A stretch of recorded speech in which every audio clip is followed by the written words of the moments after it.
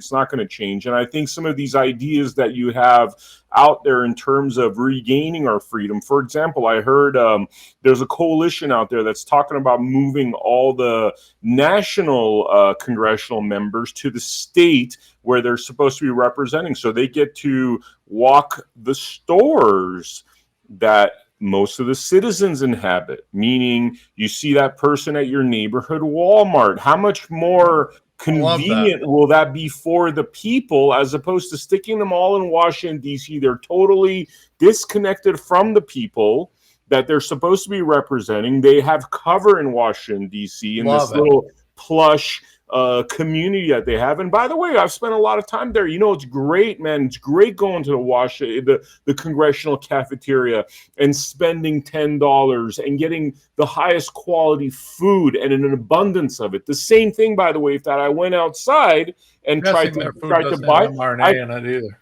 What's up?